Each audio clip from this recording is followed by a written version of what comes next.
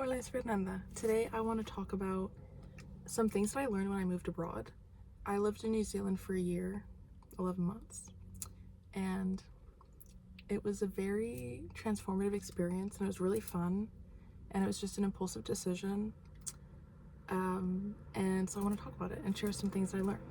So, first is probably the most exciting thing about moving anywhere is that you get to recreate your character. You can literally become whoever you want. You can change how you talk, you can change how you walk, you can change how you dress, you can change your hobbies, everything. And that was probably one of the most exciting things for me because no one knows you. You can try out different aesthetics, you can like whatever you want. And it's really interesting to take yourself out of an environment where you grew up and where you basically that created most of the versions that you have been, and then to put you into a new environment where it's all new and see how you are, see how you act, see who you become. It's a cool experiment. Obviously it's a bit different if they speak a different language, so maybe prepare or if you already know the language, then that's great, you get to practice it. But yeah, I think that was one of my favorite things, is getting to recreate myself. The second thing is that you kind of gain like a new light to life. There were a lot of things that growing up in BC that I didn't really appreciate until I moved, and then once I came back, I just was so excited to come back and appreciate all the nature, all the culture, the diversity, and even just having people that speak Spanish close to me that I didn't find as often, or even like I appreciated it when I found it in New Zealand and when I found people that spoke Spanish. Yeah. Also, depending on where you move, some people might think that you have an accent. Like I went there and people were like, "Oh my god, your accent." But here I don't have one. So that was really fun. And yeah, that was one of my favorite things too. Part of why I loved moving was because I was stepping out of my comfort zone, and not only in obviously going to a different country, but in making new connections. Like I had to step out of my comfort zone, I had to be more social, I had to find new places where I could meet more people aside from my work and aside from the roommates that I found.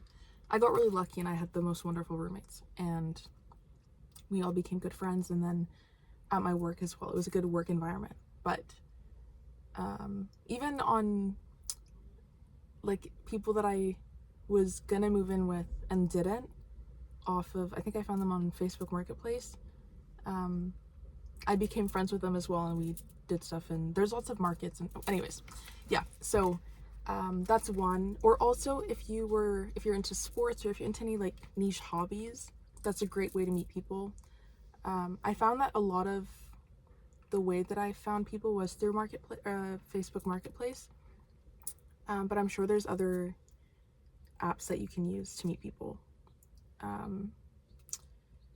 And the other thing is, although it's like really exciting and you're gonna be meeting new people, I think it's also important to still stay connected to people back home, whether that's through calls or FaceTime.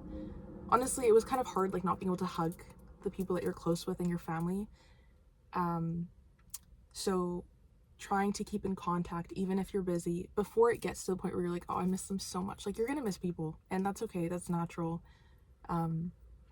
And so yeah, just making time to FaceTime. I feel like FaceTime is the closest to in person that you can get, and it's kind of nice being able to see their face and hear their voice and stuff. Even if you don't have that much time, voice memo or something I think is great.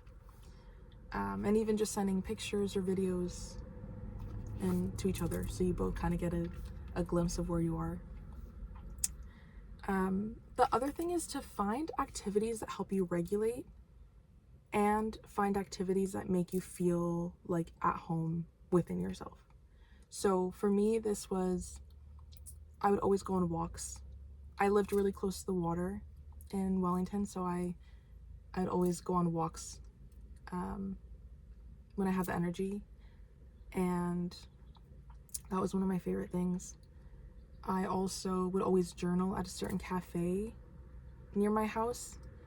That was actually owned by a Canadian couple, so that was funny. And I made time to like journal and stretch and do things at home that helped me to regulate.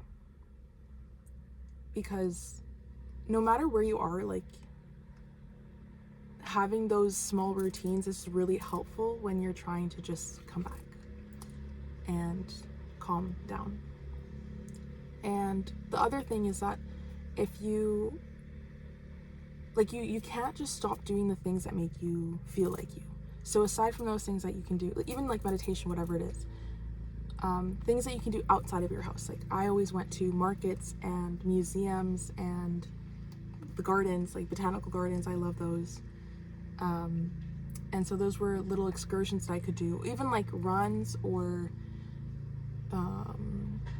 shopping, thrifting, all those things I could do like with other people, and it was a cool way to connect with others. But if you're into sports, like if you like rugby, go join a rugby team or a softball team or something, and you can meet cool people that way as well. And then you're still doing something that you love to do that feels familiar, but stepping out of your comfort zone by doing it with new people. The other thing is just to document, like take pictures or journal or keep a little diary of things you're learning or things that were special, because it's really easy, like once you come back, to forget what happened. Like sometimes I go through my phone, I'm like, oh my god, I forgot that I did that. And it's just special. Like, it's a big thing to move. It's a big thing to take yourself out of an environment that's been familiar to you. But honestly, I think it's one of the best things I ever did. I learned so much living there. And also just make sure to do your research, you know, like make sure that you know about, because I just moved, like I had never been there. I didn't really know that much. And learn about the culture there, learn about the language there, learn about the history there, and be respectful of that. And just have fun. Like, there are going to be days when you miss people. There are going to be days when it's hard. There are going to be days when you just want to be home. Maybe some people don't get homesick. I think after the 3-month mark, I felt super comfy there and settled in, because I wasn't traveling all over. I stayed at the same job and home. And then at the 6-month mark, I think is when I start to feel a bit homesick.